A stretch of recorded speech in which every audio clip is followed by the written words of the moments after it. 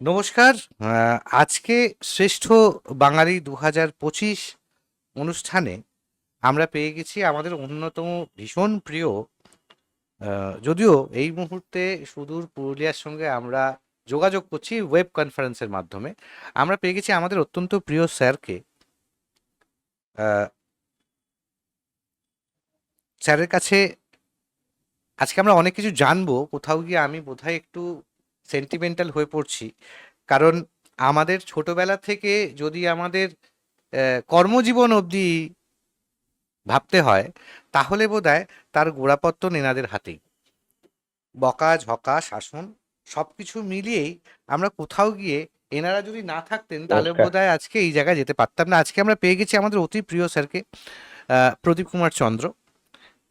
সরকারিভাবে বহুবার বহু সাম্মানিক অনুষ্ঠানে নমস্কার। যাকে দেখাই গিয়েছে, সম্মান পেয়েছেন, যার হাতে পুরুলিয়ার ভূমিপুত্ররা উঠে আসছেন এক এক করে, এবং তারা গর্বিত করছেন আমাদের সমগ্র বাঙালি সম্প্রদায়কে, সব বাঙালি জাতিকে। আজকে স্যারকে আমার প্রথম প্রশ্ন, স্যার, দ্য ইন্ডিয়ান ক্রনিকলস শ্রেষ্ঠ বাঙালি সম্মানে সম্মানিত হতে চলেছেন আগামী 30 মার্চ রবিবার। সেদিন বহু বিশিষ্ট ব্যক্তি, প্রশাসনিক মানুষ এবং আরও বিখ্যাত মানুষজনরা উপস্থিত থাকবেন।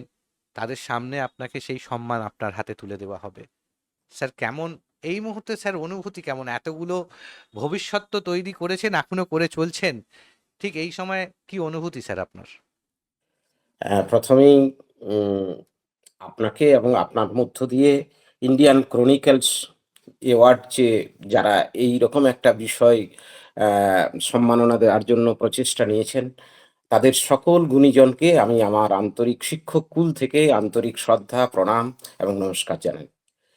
এবং এটা শ্রদ্ধা জানাতে গিয়ে, কৃতজ্ঞতা জানাতে গিয়ে আপনাদের বলি যে আপনারা শিক্ষকদের, যাদেরকে এত মাথায় করে সম্মান প্রদর্শনের যে সূচনা পর্ব আপনি শুরু করেছেন, আমি সর্বাগ্রে প্রণাম জানাবো আমার গুরুকুলকে, আমার শিক্ষক মহাশয়দেরকে, যারা আমাকে এই পথের আলোতে নিয়ে এসছেন। আমি প্রণাম জানাবো আমার স্বর্গীয় মা-বাবাকে, যারা আমাকে এই আলোটুকু দান করেছেন। আমি জানাবো আমার জেলাকে, আমার বাংলাকে, আমার সমস্ত বাংলার মানুষকে, তাদেরকে অকৃত্রিম শ্রদ্ধা জানিয়ে আপনার কথার উত্তর শুরু করছি। বলুন। বেশ স্যার, কিন্তু নমস্কার। আজকে পরবর্তীতে আমাদের অনেক কিছু প্রশ্ন আছে, কিন্তু স্যার একটু কোথাও গিয়ে একটু দুষ্টুমি তো আজকে করার সেই স্বাধীনতা হ্যাঁ, আমরা পেয়েছি স্যারের কাছে। স্যার, আমরা তো সব ডান পিঠে ছেলেপুলে ছিলাম হ্যাঁ, চিরকাল। একদম, একদম, একদম। জি, আমরা তো সব ডান পিঠে ছেলের দল ছিলাম স্যার। হুম। তো আজকে না, না, স্যারের ডান পিঠে নয়। ছেলেরা ডান পিঠে থাকে না। যারা যত বেশি, হ্যাঁ, যত বেশি ডানপিটে থাকে তাদের মধ্যে বুদ্ধিমত্তা বা ইন্টেলিজেন্ট কোশেন্ট, তাদের মধ্যে যে বুদ্ধিমত্তার প্রকাশগুলো বিভিন্নভাবে দেখা যায়। আমরা দেখেছি যে সমস্ত পথে প্রান্তরে যেসব ছেলেগুলো ডানপিটে থাকে তারাই কিন্তু সমাজের পরবর্তী জীবনে সমাজের বড়, বড় প্রতিনিধি হয়ে দাঁড়ায়। তারা সমাজকে এগিয়ে নিয়ে যায়, সচল করে রাখে। সুতরাং কোনো ছাত্রই, কোনো ছেলেই ডানপিটে নয়। আমরা সবাইকে সুন্দর সৃষ্টি করার জন্য তারা স্বপ্ন নিয়ে সুন্দর স্বপ্ন, সুন্দর জগৎ তৈরি করে। আমরা চাই যে সমাজের ক্ষেত্রে তারা প্রতিভু হয়ে দাঁড়াক। প্রতিটি ছাত্রই, প্রতিটি ছাত্রী, প্রতিটি মানুষের কাছে, মানুষের জন্য তারা উঠে পড়ে লাগতে পারে। এটাই আমাদের আকাঙ্ক্ষা। তবেই তো আমাদের শিক্ষক জীবনের সার্থকতা। স্যারের শৈশবটা সম্পর্কে আজকে জানতে চাই। স্যার শৈশবে কেমন ছিলেন? ছোটবেলায় কেমন ছিলেন স্যার? কেমন ছিল শৈশবের লড়াই? আ প্রকৃতপক্ষে আমার শৈশব জীবন একটা যেন আলাদা ইতিহাস। বাবা সরকারি চাকরি করতেন এবং সরকারি চাকরি করতে, করতে হঠাৎ ৪ বছর বয়স যখন আমার, বাবা মারা যান। আমার দিদি সে সময়ে মনে হয় ক্লাস 6 এ পড়ে। আর আমার তখন মাত্র ৪ বছর বয়স। একটি ছোট্ট বোন, তার ১ বছর হয়েছে। সেই সময় বাবা মারা যান। এবং এই সংগ্রাম শুরু হয় জীবনের তখন থেকেই। মায়ের কাছ থেকে, মায়ের কোল থেকে মানুষ, তারপরেই আমাকে মামাবাড়ি চলে যেতে হয়। মামারা নিয়ে যান। সেখান থেকে ছোটবেলা থেকে পড়াশোনা করি এবং সেখানে কৃষ্ণানন্দ বিদ্যাপীঠে পড়াশোনা করি এবং তারপর থেকেই আস্তে, আস্তে সেখান থেকে উচ্চ মাধ্যমিক, তারপর থেকে বিষ্ণুপুর রামানন্দ কলেজ, বর্ধমান বিশ্ববিদ্যালয়, শিক্ষক শিক্ষণ মহাবিদ্যালয়, এইভাবে আমার পাঠক্রম শেষ হয় এবং পরবর্তী জীবনে পাঠক্রম শেষ করার পরেই আমি ২-৩টি কলেজে অংশকালীন অধ্যাপনার কাজে যোগদান করি এবং প্রায় ২ বছর পরেই আমি এই যে বর্তমান যে বিদ্যালয়, সেখানে যোগদান করি এবং সেই বিদ্যালয়ে প্রায় আমার এখন মোটামুটি ২৯ বছর চাকরি হয়ে গেল। এভাবেই আমার বাল্যকাল থেকে চাকুরি জীবনের দীর্ঘ ইতিহাস আপনাদের কাছে রাখলাম। স্যার আমি আপনার হয়ে আস্তে, আস্তে এরপরে শিক্ষকতার জীবনে আমি একটু ইন্টারাপ্ট বলুন? করলাম স্যার। আমি আপনার হয়ে দর্শককুলের কাছে একটা জিনিস আ হ্যাঁ, আ বলুন, বলুন। বাচিকভাবেই একটু সম্পাদনা করতে চাইবো।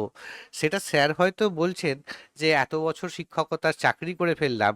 কিন্তু এটা কখনোই স্যারের কাছে হতে পারে জীবিকা হিসেবে চাকরি, কিন্তু এটা কিন্তু আমাদের কাছে চাকরি নয়। আজকে স্যারকে যদি আমরা না পেতাম, তাহলে তো আমরা তৈরি হতে পারতাম না। আর সেটাকে যদি চাকরি হিসেবে সরকারি তরফের মতো ঘোষণা করে দেওয়া হয়, তাহলে স্যারকে বোধহয় শিক্ষকতার পেশাটাকে কোথাও গিয়ে ছোট করা হবে। কারণ এটা একটা নোবেল প্রফেশন। যদি স্যার একদম, একদম ডেফিনিটলি। আপনারা আমি না থাকতেন, সেটা করজোড়ে আপনাদেরকে হুম। সেটা কোথাও গিয়ে হুম, হুম। গুরুদক্ষিণা হতে পারে। কারণ গুরু ছাড়া শিষ্য করজোড়ে শ্রদ্ধা জানিয়ে বলি, এটা এটা আমার কাছে একটা পরম পাওয়া। এই যে শিক্ষক জীবন, চাকুরি জীবন, শিক্ষকতার চাকুরি জীবন, এটা আমার কাছে পরম পাওয়া।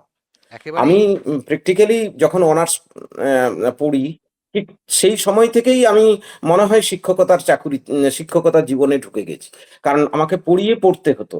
তাহলে স্বাভাবিকভাবেই অনার্স মাস্টার ডিগ্রি বা তার পরবর্তী জীবনে বেশিরভাগ সময়ই ছাত্রদের সঙ্গে আমার সময় কেটে গেছে। বিশেষত ছাত্রছাত্রীদের সঙ্গে দীর্ঘ জীবনের ওতপ্রোতভাবে আমি জড়িয়ে গেছি। পরবর্তী জীবনে যখন এখানে মানে শিক্ষকতা করছি তখন তো জড়িয়ে রয়েছি। তাহলে এই জীবন একটা আলাদা জীবন। এটা না পেলে মনে হয় জীবনের এই সত্তা বা ধীরে, ধীরে এই জীবনটাকেই যেন অন্যভাবে পেয়ে যেতাম। সুতরাং আমার এই জীবনের এই বেলায় এসে মনে হয় এ জীবনটা সত্যিই একটা আলাদা জীবন। এর মধ্যে আলাদা মহত্ব রয়েছে। এর মধ্যে আলাদা গুরুত্ব রয়েছে, এর মধ্যে আলাদা শিক্ষা রয়েছে। প্রতিনিয়ত আমি ছাত্রছাত্রীদের কাছ থেকে অনেক কিছু শিখে চলছি।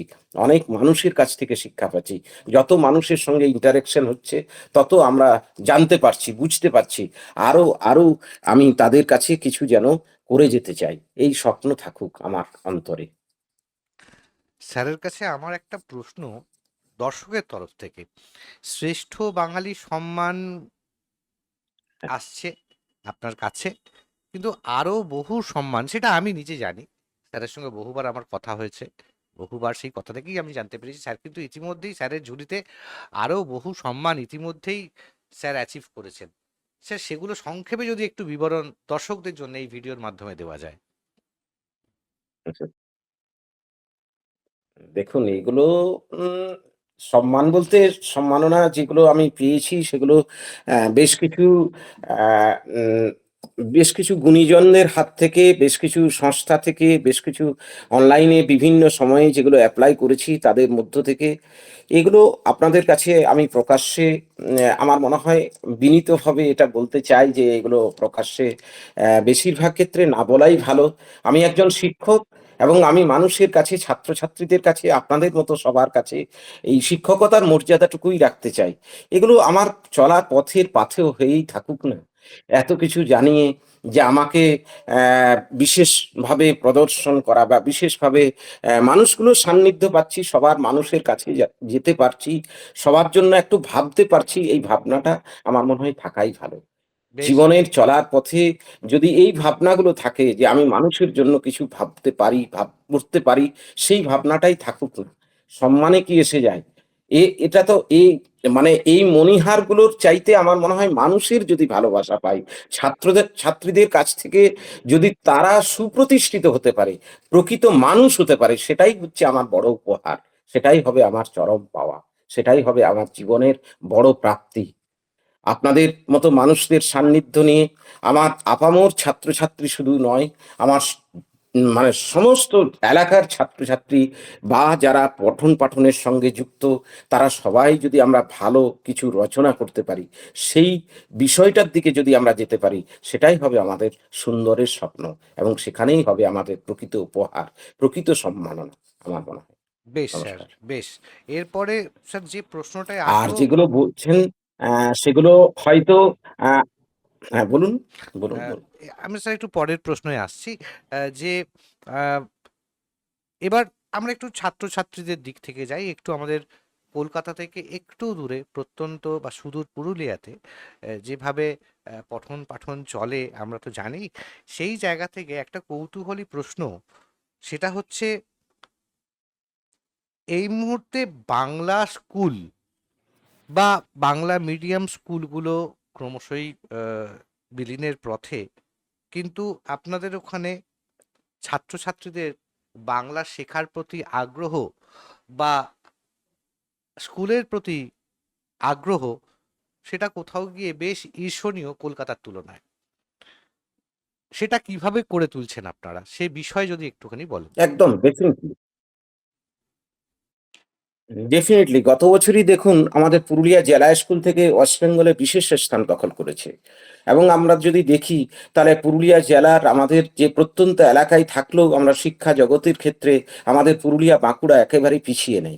প্রতিবারই তো বাঁকুড়ার একটা বিশেষ জায়গা থাকেই এবং আমার মনে হয় যে আমাদের যে বিভিন্ন বাংলা মিডিয়াম স্কুলগুলো রয়েছে, আমাদের জনসংখ্যার বেশিরভাগ মানুষ যারা পোভার্টি লাইনে বাস করে, তারা এই যে তথাকথিত সিবিএসসি বা আইসিএসসি বোর্ডগুলোতে তাদের ছাত্রছাত্রীদের বা গার্ডিয়ানসরা ভর্তি করতে পারে না। একটা বিপুল আয়তন অঙ্কের টাকার বোঝা তাদের নিয়ে মাথায় নিয়ে সেই জায়গায় তারা পৌঁছাতে পারে না। তবু বাংলা মিডিয়াম পড়ে যে কিছু করা যায় না এটা আমি ভাবতে পারি না।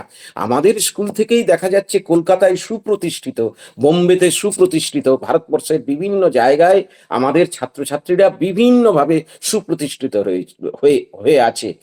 দিক থেকে দিগন্তে অর্থাৎ শুধুমাত্র বাংলা নয়, পশ্চিমবঙ্গ নয়, ভারতবর্ষ নয়, আমাদের ভারতের বাইরেও আমাদের ছাত্রছাত্রীরা বাংলা মিডিয়াম পড়াশোনা করেই সুপ্রতিষ্ঠিত হয়ে রয়েছে এবং তারা অনেক কিছু কাজ করছে। একেবারে ভাবা অ্যাটমিক রিসার্চ ইনস্টিটিউট থেকে শুরু করে একেবারে যদি আন্তর্জাতিক ক্ষেত্রে দেখা যায় তাহলে সেখানেও তারা স্থান দখল করে রয়েছে। সুতরাং আমরা পিছিয়ে যাব কেন? বাংলা পড়লেই যে হবে না এই ভাবনাটা রাখার কোনো মানে নেই। যদি কেউ আত্মস্থ করতে পারে, সঠিক পড়াশোনাটাকে পড়াশোনার মতো নিতে পারে, চ্যালেঞ্জিং অ্যাটিটিউড নিতে পারে, নিজের স্বপ্নটাকে ঠিক জায়গায় পৌঁছানোর জন্য, গোল করার জন্য, নিজেকে অ্যাচিভ করার জন্য সেই ফোকাসটাকে রাখতে পারে, তাহলে নিশ্চয়ই সে সঠিক জায়গায় পৌঁছাবে। সেখানে মিডিয়ামটা ফ্যাক্টর নয়। যে ভালো হবে সে তো বাংলা যদি ভালো জানে, ঠিক ইংরেজিটা জানতে পারবে, ঠিক সংস্কৃত জানতে পারবে, ঠিক অন্যান্য ল্যাঙ্গুয়েজগুলো তার পরবর্তী জীবনে সে নিশ্চয়ই তার প্রচেষ্টা থাকলে জেনে যাবে। এটাই হওয়া উচিত এবং এইভাবেই আমরা মনে হয় আমরা এগিয়ে যেতে পারবো। সুতরাং বাংলা বা আমাদের যে জায়গায় আমরা বাস করছি, যে এলাকায় আমরা রয়েছি, বিশেষত আমি তো গ্রাম থেকে উঠে আসা একটা সাধারণ পরিবার থেকে উঠে আসা ছেলে। তাহলে সুতরাং আমরা যখন বাংলা মিডিয়াম পড়েছি আমাদের খুব অসুবিধে হতো না। আমরা দেখেছি যে বিশ্ববিদ্যালয়ে পঠন পাঠনের সময় তখন একটা ইংলিশ মিডিয়ামের চলন ছিল মাস্টার ডিগ্রি পড়ার সময়ে। আস্তে আস্তে তারপরে বাংলার বাংলা নিয়ে পড়ার একটা প্রবণতা তৈরি হলো এবং তাতে দেখা যায় যে বাংলা মিডিয়ামের ছেলেরাও ফার্স্ট হয়েছে, ফার্স্ট ক্লাস ফার্স্ট হয়ে যাচ্ছে। ইংলিশ নিয়ে পড়লে, ইংলিশ নিয়ে লিখলেই যে ফার্স্ট হবে এমন নয়। কন্টেন্ট এবং তার সমস্ত কিছু ঠিকঠাক যথাযথ উত্তর লিখতে পারলে সে তো ভালো পারবে। দেখা যায় বিভিন্ন ইংলিশ মিডিয়াম স্কুলের সঙ্গে বাংলার তথাকথিত ছাত্ররা প্রতিযোগিতায় যখন লিখছে তখন দেখা যাচ্ছে খুবই ভালো উত্তর লিখছে। নিজের জানতে পারছে কতটা বিষয়, সেটাই হচ্ছে। ছোটবেলা থেকে বাংলা নিয়ে পড়েছে তাহলে সেই বিষয়টা সে রপ্ত করতে পারবে ভালো। ঠিক এটাই হওয়া উচিত আর কি। বেশ। আমাদের স্যার পরবর্তী, আমার মনে হয় আর কি, আমাদের আমাদের মনে হয়েছে। তবে এটাও ঠিক যে আন্তর্জাতিক ক্ষেত্রে বা বিশ্ব প্রতিযোগিতা বা ভারতবর্ষের সর্বাঙ্গীন প্রতিযোগিতার ক্ষেত্রে অন্যান্য ভাষা জানার প্রয়োজনীয়তা রয়েছে। এগুলো আমি বলবো যে শুধু বাংলা জানলেই হবে এমন নয়, তাকে অন্যান্য প্রতিযোগিতায় জানার জন্য সব সব সব ল্যাঙ্গুয়েজকেই জানা প্রয়োজনীয়তা রয়েছে অনেক ক্ষেত্রে। তাহলে সে হয়তো চ্যালেঞ্জিং বিষয়গুলোকে ঠিক ঠিক মানে নিতে পারবে, সব বিষয়গুলোর সঙ্গে অ্যাকোয়ার্ড করতে পারবে। এটা এটা একটা দরকার রয়েছে, এগুলোর প্রয়োজনীয়তাও রয়েছে। একেবারে বলবো না যে প্রয়োজনীয়তা নেই, এটা বলা যাবে না।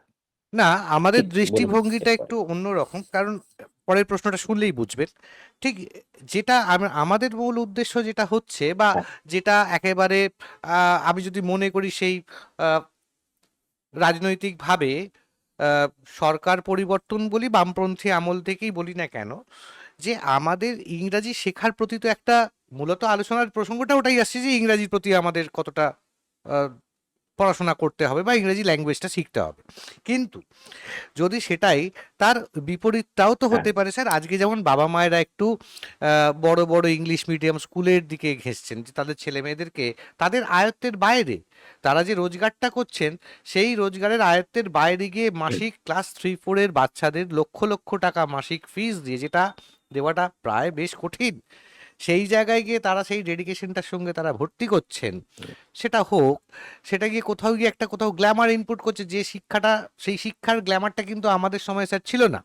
আমি তার সঙ্গে এটা বলছি, সেই স্কুলগুলোতে বাংলা শেখার প্রতি যদি সেই সেন্টিমেন্টটাকে ইউজ করা হয়, আজকে আমরা বাংলা মিডিয়াম স্কুলে যদি থেকে ইংলিশের প্রতি সেই সেন্টিমেন্টটা ইউজ করতে পারি, যে আমাদের ইংরেজিটাকে শিখতে হবে, সেইভাবে সম্মান দিয়ে শিখতে হবে, যাতে আমাদের অন্য কোনো জায়গায় অন্য কোনো বিষয়ে আমাদের দুর্বল না থাকি আমরা, তাহলে ইংলিশ মিডিয়াম স্কুলগুলোতে আমাদের রাজ্যে চলাকালীন সেখানে বাংলার প্রতি সেই সেন্টিমেন্টটা কেন ব্যবহার করা হবে না? তার কারণ, কোথাও গিয়ে স্যার আজকে সেই সব স্কুলগুলোতে আমাদের স্মরণীয় ব্যক্তি, যাদেরকে আমরা ছোটবেলা থেকে স্কুল যেতে হয়নি স্যার, জন্ম থেকে স্যার আমাদের বাবা মায়েরা, আত্মীয় স্বজনরা রবীন্দ্রনাথ, শরৎচন্দ্র, নজরুল, নেতাজি সুভাষচন্দ্র বোসকে নিয়ে আমরা ঘর থেকে শিখতাম, সেই স্কুলগুলোতে স্যার এই চ্যাপ্টারগুলো সরে যাচ্ছে।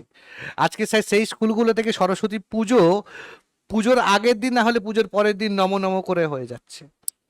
তাহলে সেই সেন্টিমেন্টটা কেন আসবে না? এইটাই আমাদের বক্তব্য। সেখানে আপনি কি বলবেন স্যার? প্রথমেই আমি বলবো যে যে কোনো প্রতিষ্ঠানের মধ্যে আমাদের যে গ্রেট মেনদের কথা আপনি একটু আগেই আলোচনা করলেন, স্মরণীয় ব্যক্তিত্বের কথা, প্রতিটি বিদ্যানিকেতনে আমার মনে হয় সেটা বাংলা মিডিয়াম হোক, ইংলিশ মিডিয়াম হোক, হিন্দি মিডিয়াম হোক, আমরা সেই প্রাতঃস্মরণীয় ব্যক্তিদের স্মরণ করব, তাহলেই হয়তো ছাত্রছাত্রীদের সর্বাঙ্গীন উন্নতি ঘটবে। কোনোভাবেই সম্ভব নয় আমরা যদি ভারতীয় দর্শনের সেই man stands of the Hindu civilization আর the gifts of the Aryan mind, আমরা জানি আর্য যুগ থেকে সেই সৎ বদোত্তম সৎ গচ্ছতম, যে কোনো সভা সমিতিতে যেতে হলে তাহলে সেই আমাদের যে দর্শন, আমাদের যে ভারতীয় চিন্তা ভাবনা, আমাদের যে প্রাচীন ভাবনা, তার থেকে যে মহান মনীষীরা যে জ্ঞান দান করেছেন আমরা যে দেখেছি, তাহলে সেই জায়গাগুলোকে আমাদের অবশ্যই স্মরণ করতে হবে, সেই গ্রেট মেনদের কথা আলোচনা করতে হবে, ছাত্রছাত্রীদের মধ্যে প্রথিত করতে হবে কবিগুরু রবীন্দ্রনাথের কথা, স্বামী বিবেকানন্দের কথা, ঠাকুর শ্রী শ্রী রামকৃষ্ণের কথা, মা সারদা দেবীর কথা। এগুলো না জানলে, এগুলো না পড়লে আমরা ভালো চরিত্র গঠন করতে পারবো না, ভালো মননশীলতা তৈরি হবে না। এগুলো আমরা ছোটবেলায় পড়েছিলাম বলেই আমাদের দৈহিক, মানসিক, প্রাক্ষোভিক সমস্ত চিন্তনের বিকাশগুলো আলাদাভাবে সাধিত হয়েছে। আমার মনে হয় প্রতিটি শিক্ষালয়ে, প্রতিটি বিদ্যানিকেতনে মহাপুরুষদের জীবনী, মহাপুরুষদের কার্যকলাপ, মহাপুরুষদের চিন্তা চেতনা, এগুলো এগুলো এগুলোর প্রতি দৃষ্টি নিক্ষেপ করা এবং ছাত্রছাত্রীদের মধ্যে এগুলো প্রথিত করা একান্ত প্রয়োজনীয়তা রয়েছে। এবং আপনি যে বলছেন সরস্বতী পুজো এগুলো হচ্ছে না বিভিন্ন জায়গায়, না এগুলোর মধ্য দিয়ে করতে হবে ছাত্রছাত্রীদের মধ্যে। দেখুন, যখনই কোনো সাংস্কৃতিক অনুষ্ঠান, সরস্বতী পুজোই বলুন, 26শে জানুয়ারি পালন বলুন, 15ই আগস্ট বলুন, আমি তো বিদ্যালয়ে দেখেছি তখন ছাত্রছাত্রীদের মধ্যে বিভিন্ন উন্মাদনা কাজ করে। 15-20 দিন ধরে তারা প্রিপারেশন নেয়। তারা সেই মহান পুরুষের জীবনী সম্পর্কে তারা আবৃত্তি পাঠ করে, তারা বক্তৃতা দেয়, তাহলে তার মধ্য দিয়ে তার একটা চেতনার স্ফুরণ ঘটে যে এই ভাবনা। আমরা যখন একটা ধরুন কোনো অনুষ্ঠান করছি, তাকে যখন বিবেকানন্দের সেই গেরুয়া বসনটা পড়ানো হচ্ছে, তখন তার মধ্যে যে শুভ্রতা আসছে, যে চিন্তা আসছে, সন্ন্যাসের যে চিন্তা, দেহ মনে একটা শুদ্ধ চিন্তা, এই শুদ্ধ চিন্তা প্রতিটি ছাত্রের মধ্যে যদি প্রবাহিত হয়, ছাত্রছাত্রীদের মধ্যে যদি সেই খ্রিস্টান নিবেদিতার চিন্তা প্রবাহিত হয়, তাহলে দেখবেন অনেক অনেক ভালো কিছু আমরা সৃষ্টি করতে পারবো। আমাদের প্রতিটি বিদ্যালয়েই আমার মনে হয় বাংলা মিডিয়াম হোক, ইংলিশ মিডিয়াম হোক, হিন্দি মিডিয়াম হোক, সপ্তম অষ্টম পিরিয়ডে এই ধরনের মানে কিছু ক্লাস থাকা দরকার, যেখানে কি হবে না আমার মানব তৈরির, মানুষ তৈরির আলাদাভাবে তৈরি করতে পারবো কিছু দর্শন, যে তাকে কি কি ভালো টেকনিক্স শেখানো যায়, কি কি ভালো মননটা তৈরি করা যায়। তার মধ্যে শিক্ষার ভালো নাম্বার পেলেই হবে না তো, তার সঙ্গে ভালো নাম্বারের সঙ্গে ভালো মানুষ তৈরি করতে হবে। এবং সেখানে এই যে বলছেন শুধুমাত্র একটা দিকে তারা চলে যাচ্ছে, এটা একটা দিকে তাদের যাতে না যেতে পারে তার জন্য আমাদের বিদ্যালয় শৃঙ্খলার ক্ষেত্রে, বিদ্যালয়ের নিয়ম কানুনের ক্ষেত্রেও এই ধরনের কিছু নিয়ম কানুন রাখতে হবে। বেশ। এই বিষয়গুলোই এই বিষয়গুলো আমার ভাবনার মধ্যে রয়েছে আরকি। এগুলো হলে ভালো হয় আমার মতে।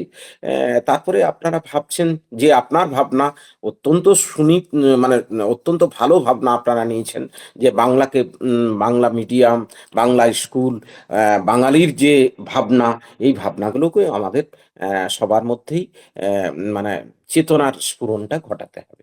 এটা দরকার। স্যার, এর পরের যে প্রসঙ্গ সেটা হলো স্যার, আজকে আমাদের বাংলা মিডিয়াম স্কুল বা সরকারি স্কুলেতে একটা কথা আমরা মাঝে মধ্যেই বিভিন্ন সংবাদ মাধ্যমের মাধ্যম দিয়ে শুনতে পাই, that is mid day meal. কিন্তু সেটা তো আজকে নয়, সেটা ভালো খারাপের কথায় আমি যাচ্ছি না, কোনো তর্ক বিতর্কে যাচ্ছি না। কিন্তু স্যার আমাদের মনে আছে, আজকে আমার আহ, বয়স তো প্রায় মাঝবয়সী আমিও হতে চললাম, এবং সেখানে গিয়ে দেখতে গেলে আমরা ছোটবেলায় স্যার মিড ডে মিল যখন ছিল না, অনেকেই যারা বাংলা মানে স্কুলে পড়েছেন, আমাদের সময় স্যার ব্রেড আসতো, একটা চালের গুঁড়োর মতো একটা ওটাকে কি বলে স্যার ভুলে গেছি, ব্রেড আসতো ভালো মনে আছে। কিন্তু এগুলো আমরাও পেয়েছি সরকারি আওতা থেকে স্যার, আমরাও পেয়েছি। আমরা হুম, স্পোর্টস, আমাদের ডেডিকেটেডলি স্পোর্টস হতো ঠিক, আমাদের ঠিক, ঠিক। স্কুলগুলোতে। খুব মজার দিন ছিল। এবং হ্যাঁ, আমরা হুম। দুষ্টুমি করেছি, স্যারের হাতে পানিশমেন্ট পেয়েছি, এমনকি দুহাত পেতে বেতের ঘাও খেয়েছি। আজকে স্যার সেই বেতটাকে সরিয়ে দেওয়া হয়েছে স্যার, সেটাকে আইনি আওতায় নিয়ে চলে যাওয়া হয়েছে মানবাধিকারের নাম করে। স্যার এটা কতটা যুক্তিসঙ্গত? দেখুন, সরকারিভাবে যে সমস্ত নিয়মকানুন রয়েছে এবং বিদ্যালয় শিক্ষা বিভাগে এডুকেশন তো ডাইনামিক প্রসেস। একটা সময়ে আমরা যে প্রসেসগুলো দেখতাম, যে পাঠ্যক্রম বা বিদ্যালয়ের পঠন-পাঠনের ক্ষেত্রে এই ধরনের পঠন-পাঠনের নিয়ম আস্তে, আস্তে পরিবর্তিত হয়েছে। বর্তমান সময়ের সাপেক্ষে যুগোপযোগী শিক্ষার জন্য ছাত্রীদের মননশীলতার শিক্ষা, সাইকোলজিক্যাল যে ইফেক্ট হয় একটা শাস্তিমূলক ব্যবস্থার মধ্য দিয়ে, হয়তো সরকারিভাবে সেই ব্যাপারটা ভাবা হয়েছে। এইজন্যই সরকার হয়তো এই ধরনের পদক্ষেপগুলো গ্রহণ করেছে। তবে একটা সময়ে আমরা বলব, আমরা যখন পঠন-পাঠন করেছি, পড়াশোনা করেছি, আমাদের মাস্টারমশাইরা আমাদেরকেও বিভিন্ন সময়ে বিভিন্নভাবে বলতেন, এবং আমরা সে সময়ে খুব সেগুলো মেনে চলতে বাধ্য হতাম। যে হ্যাঁ, স্যার স্কুলে এই কাজগুলো দিয়েছেন, এই কাজগুলো আমাদেরকে করতে হবে, নাহলে কান ধরে উঠবোস করতে হবে, নাহলে বেঞ্চের উপর দাঁড় করিয়ে দেবেন, বা সবার সামনে আমাদেরকে বলবেন। এই বিষয়গুলো তখনকার দিনে খুব চালু ছিল। এখন কি হয়েছে? নিউক্লিয়াস ফ্যামিলি হয়ে গেছে। যৌথ পরিবার প্রথা ভেঙে গেছে। সবার বাড়িতেই ১ টি ২ টি করে সন্তান। তারা অন্যভাবে মানুষ হচ্ছে। বাবা-মা কাজ করতে চলে যাচ্ছেন। অ অন্যভাবে বাচ্চারা মানুষ হচ্ছে। এই জায়গায় বিদ্যালয়ে যতক্ষণ থাকছে, আমাদের বিদ্যালয়ের সেই সন্তানগুলোকে আমাদের কিন্তু সেই অন্যভাবে একটু ট্রিটমেন্ট করতে হবে। অর্থাৎ তাদেরকে নার্সিংটা অন্যভাবে করতে হবে, শিক্ষা-দীক্ষাটাও করতেই হবে, এবং আনন্দদায়ক পাঠ। দেখা যাচ্ছে সরকার পাঠ্যক্রমের সঙ্গে সঙ্গে মানে বিভিন্ন পাঠ্যক্রমের পরিবর্তন হচ্ছে এবং তার সঙ্গে সঙ্গে মানসিকতার কিছু পরিবর্তন হচ্ছে, যে এই সময়ে এই ছাত্রের জন্য বা ছাত্রছাত্রীদের জন্য আমরা পরীক্ষামূলক পদ্ধতিগুলো চেঞ্জ হচ্ছে। তার সঙ্গে সঙ্গে এই যে যেটা বলছেন এটা অবশ্য অত্যন্ত একটা অন্য ধরনের প্রশ্ন, যে শাস্তিমূলক ব্যবস্থাটা থাকার ফলে এটা দেখুন, বিষয়টা সম্পর্কে খুব গভীরভাবে আমি এই বিষয়টাতে যেতে চাইছি না। তবে একটা জিনিস কি, আমাদের পূর্ববর্তী সময়ে যখন আমরা পঠন পাঠনের সময় ছিলাম, আপনি নিজেও ছিলেন, বলেছেন স্যারেদের কাছে এইগুলো মানতে হতো। আমিও প্রথম দিকটাতে মিশন টাইপ স্কুলে পড়ার সময়ে আমাদেরও কঠোর শৃঙ্খলার মধ্যে থাকতে হতো। সেই মানে পঠন পাঠনের সঙ্গে শৃঙ্খলা একটা বড় বিষয়, এবং এই শৃঙ্খলাটা বিদ্যালয় পঠনের সঙ্গে আমরা মাস্টারমশাইরা, আমরা অভিভাবকদের সঙ্গে কিভাবে বজায় রাখবো, সেটা একটা আন্ডারস্ট্যান্ডিং থাকা প্রয়োজনীয়তা রয়েছে। এইটা ব্যালেন্স থাকা প্রয়োজন, যে আপনি কতখানি আমার ছাত্রকে বা ছাত্রীকে আমি শাসনটা করব, কি ধরনের শাসনটা করব, সেটা যেন অন্য পর্যায়ে না যায়, এবং সেটা যদি ভালোবাসার পর্যায় থেকে আমরা শাসনটা করতে পারি, তাহলে ছাত্রছাত্রীরা সেটা নিতে পারে। আমার দীর্ঘ শিক্ষকতার জীবনে আমি দেখেছি যে আমি অনেক সময় রেগে যেতাম, কিন্তু রাগলেও পরে যখন ভালোবাসি, ছেলেরা এসে টুক করে প্রণামটা করে, স্যার আমার কাল থেকে এটা করে আসবো। যদি ভালোবাসা দেওয়া যায়, আমার মনে হয় ঠিক জেসাস খ্রিস্টের সেই যে উক্তি, যদি আমরা সেই মনোভাবটা রাখতে পারি তাদের প্রতি, সেই ভালোবাসাটা, তাহলে নিশ্চয়ই ছেলে মেয়েরা শুনবে, এবং তখন আর অতটা শাস্তিমূলক ব্যবস্থার কথা মাথায় আসে না। তখন তারা দেখেছি নিজেরাই তৈরি করতে পারে, আমার মনে হয়েছে। তবে কিছু কিছু ক্ষেত্রে এখন যে মডার্ন যে বিষয়গুলো রয়েছে, ধরুন মোবাইলের অত্যধিক ব্যবহার, আধুনিক ব্যবস্থার অত্যধিক চলন, এইগুলো কি করছে, ছাত্রছাত্রীদেরকে ক্ষেত্রে কিছুটা বিপদগামিতায় নিয়ে যেতে সহযোগিতা করছে। সেই জায়গায় অভিভাবক, শিক্ষক, শিক্ষিকা, অ্যাডমিনিস্ট্রেশন সবাইকে সহযোগী হয়ে যুগোপযোগী হয়ে কাজগুলো এগিয়ে নিয়ে যেতে হবে। এটা এটা এই ধরনের প্রচেষ্টা সবাইকে মিলেই নিতে হবে, এবং আপনি যে ক্ষোভের কথা বলছেন, আপনি যে বিষয়ের উপস্থাপনা করেছেন, সেটার সঙ্গে সঙ্গতি রেখেই আমি বলব সবাইকেই এই ব্যাপারে এগিয়ে আসতে হবে, আন্তরিক হতে হবে। এই আন্তরিকতা থাকার প্রয়োজনীয়তা রয়েছে। বেশ, আপনার কথা থেকেই আরো একটা কথা আমরা আজকে আমাদের কাছেও উঠে এলো, এবং এটা খুব বাস্তবিক যে আজকে এই মোবাইল ব্যবহার মারাত্মকভাবে বেড়ে গিয়েছে। আজকে তো স্মার্টফোন হাতে হাতে, এবং সব থেকে বড় কথা হচ্ছে আজকে ইন্টারনেটের দাম বোধহয় অক্সিজেনের থেকেও কম। আমরা সবাই প্রায় সারাদিনই ইন্টারনেটের সঙ্গে জড়িত থাকি, এবং সব থেকে বড় কথা হলো আজকে একদম ছোট ছোট শিশুরাও মোবাইলের মাধ্যম দিয়ে সারাক্ষণ তারা ইন্টারনেটের সঙ্গে জুড়ে থাকে। কোথাও গিয়ে ইন্টারনেটের থ্রু দিয়ে তারা পড়াশোনাও করছে, এটা দেখতে ভালো লাগছে। আধুনিক হয়েছে, আমরা তো সেই সময় সেই সুযোগ সুবিধা পাইনি। কিন্তু একই সঙ্গে সেই ইন্টারনেটের দৌলতে সোশ্যাল মিডিয়া ইউজ করা হয়েছে, যেটাকে আমরা সামাজিক মাধ্যম বলি। ফেসবুক, হোয়াটসঅ্যাপ, এক্স, বিভিন্ন রকমের প্ল্যাটফর্ম আছে, এবং আবাল বৃদ্ধ বনিতা সেই প্ল্যাটফর্ম ইউজ করছেন। সাম্প্রতিককালে সেই সমাজ মাধ্যমেতে বারংবার প্রতিফলিত হচ্ছে যে কোথাও গিয়ে বাঙালি তাদের ঐতিহ্যকে ভুলছে। সেখানে স্মরণীয় ব্যক্তিদেরকে মিম ট্রোল করা হচ্ছে, তাদের সেই স্মরণীয় উক্তিগুলোকে মিম ট্রোল করা হচ্ছে। তাহলে কি স্যার বাঙালি ঐতিহ্যকে ভুলে যেতে চাইছে? কি বলবেন এটা নিয়ে? না, একদম না। আমি হতাশাগ্রস্ত একদম হতে চাই না। আমি এই ব্যাপারে, যারা করছে তারা অন্য ভাবনা নিয়ে করছে। অ্যা আপনি দেখবেন আমাদের বিভিন্ন জায়গায়, একটা বিদ্যালয়ের কথা বলছি না, কত শতাংশ করছে। একটা ক্লাসের মধ্যে আমরা তো দেখেছি এবিসি সেকশন যদি থাকে, তার মধ্যে হয়তো ৫-৭ টা ছেলে বা ৫-৭ টা মেয়ে, তাদের মধ্যে এই ধরনের প্রবণতা থাকে। কিন্তু বেশিরভাগ ছাত্রছাত্রীরাই আমার ভালো বিষয় নিয়ে তারা চর্চা করে, ভালো বিষয় নিয়ে থাকতে চায়, এবং আমার মনে হয় একটা বিষয় আমি ভালোভাবে বুঝতে পেরেছি আমার দীর্ঘ জীবনে, সমাজের ক্ষেত্রে যারা বলছেন যে এই কাজগুলো যারা করছে কিন্তু লাস্ট বেঞ্চের মধ্যে তাদের মধ্যে যে ভালো প্রতিভা থাকে, তারা যে এত বেশি এগিয়ে যেতে পারে। একটা ছাত্রের কাছ থেকে আমরা হয়তো দেখলাম যে সে হয়তো মোবাইল দেখছে বলে তাকে আমি বকাবকি করলাম।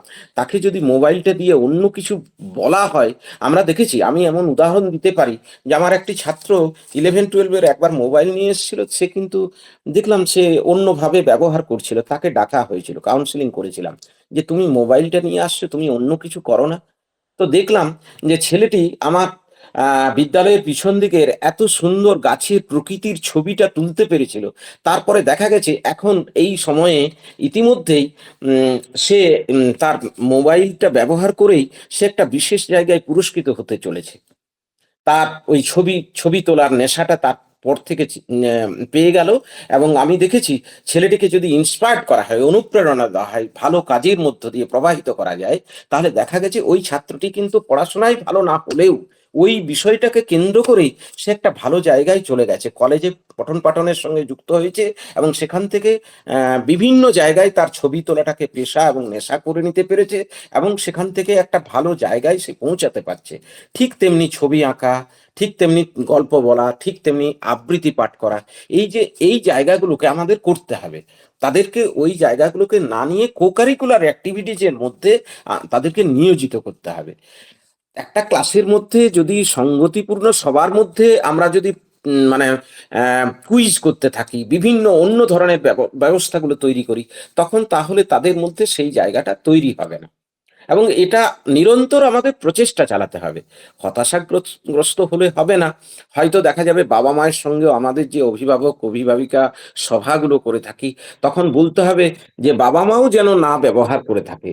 আমি শিক্ষকতার জীবনে শিক্ষক হয়ে আমি যদি ক্লাসে গিয়ে মোবাইলটা নিয়ে খুব বেশি ব্যবহার করি, তাহলে অটোমেটিক্যালি আমার ছাত্রছাত্রীরাও মোবাইল নিয়ে দেখতে পারবে। কিন্তু আমরা যদি সবাই সচেতনভাবে কাজটা করি যে আমার ছেলেটা দেখছে, আমার ছাত্রটি দেখছে, আমার আচরণটা যদি সেই ধরনের হয়ে থাকে, তাহলে নিশ্চয়ই সেটা করবে না। আপনি যে এত সুন্দরভাবে তুলে ধরছেন, এত সুন্দরভাবে আপনার কথাগুলো আজকের সমাজের ক্ষেত্রে, আমাদের সমাজ ব্যবস্থার ক্ষেত্রে, সংস্কৃতি জগতের ক্ষেত্রে যে ভাবনাগুলো উপস্থাপন করছেন আপনারা, আপনাদের মতো গুণীজন সবাই আমাদের যারা রয়েছেন, তাহলে সেই ভাবনাগুলো যদি আমরা সবাই মিলে করতে পারি, নিশ্চয়ই আগামী ভবিষ্যৎ আমরা ভালো তৈরি করতে পারবো। এটা আহ, আমাদের স্বপ্ন হওয়া উচিত। এই পথে আমাদের সবার অনুসরণ করা উচিত আরকি। বেশ স্যার, আজকে বা অনেক কিছুই আপনার থেকে আমরা জানতে পারলাম, এবং সব থেকে বড় কথা হলো যে আমরা সত্যিই আজকে আপনার কাছ থেকে এত কিছু জেনেছি, যেগুলো বোধহয় আমাদের এই মুহূর্তের দর্শকদের কাছে একেবারে এরকম ভাবে ভেঙে ডাউন টু আর্থ করে রিপ্রেজেন্ট করাটার খুব প্রয়োজন ছিল, যাতে তাদের আহ, বুঝতে সুবিধে হয়। এবং একই সঙ্গে অনেক অনেক ধন্যবাদ স্যার আজকে আমাদেরকে এতটা সময় দেওয়ার জন্যে। 30শে মার্চ রবিবার দিন আনুষ্ঠানিকভাবে এই সমগ্র অনুষ্ঠান অনুষ্ঠানটি অনুষ্ঠিত হতে চলেছে। সেদিন আপনাকে আমরা সকলে পাবো আমাদের কাছে, এবং আপনার হাতে সেই সম্মান তুলে দেওয়া হবে। এবং আহ, সেই আহ, আশা নিয়ে আজকের অনুষ্ঠান এখানেই স্যার আজকে শেষ করছি। দেখা হবে 30শে মার্চ রবিবার। নমস্কার। আপনাদের সকলের মধ্য দিয়ে আমি একজন শিক্ষক হিসেবে সবাইকে কৃতজ্ঞতা, শ্রদ্ধা এবং নমস্কার জানাচ্ছি। ধন্যবাদ।